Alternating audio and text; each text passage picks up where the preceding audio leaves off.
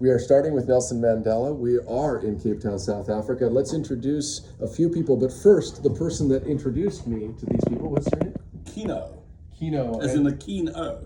No, it's me. And would you like to say anything about what you do besides collecting? Yes, I'm co-founder of Innovation City. We bring together corporates, we bring together funders, and then the most innovative tech startups, high growth startups and scale ups, and we get them to work magic together. It's a fantastic workspace. The first few minutes were already intense and awesome. And now, why don't we introduce you guys? Cool, I'm Sandra. I work for Generation Schools. I'm in the business of changing education in South Africa.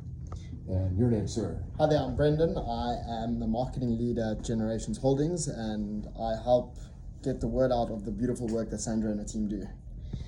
Now, to some context for this conversation, I walk in because Kieno was kind enough to gesture, and Yes. you guys are right now recording a story. You're telling people about micro-credentialing. What's the problem that you're trying to solve? Well, I think just moving away from our mainstream way of looking at how we educate students, the world is changing. We need to change with it, and so it is shortening that. It is making it asynchronous. It's making it flexible and achievable, so that our students can fast track their education into something that's a bit more relevant, like business. And so what that does is it opens up the playing field for everybody, all your contextual situations in South Africa, and it allows students to not fall into the cracks. So it could be especially useful here, but I would say anywhere in the world, this is something that as educators we're wondering about, and as students and employers, is how do you know somebody knows that they know how to do something that's valuable? How do you prove it? And you're the company that's working with the school, right? Yes, that's correct. So I work in the marketing department, just helping get out the word.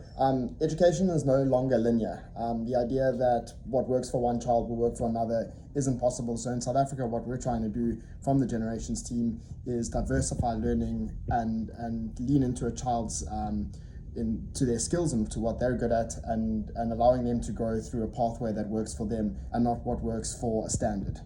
Okay.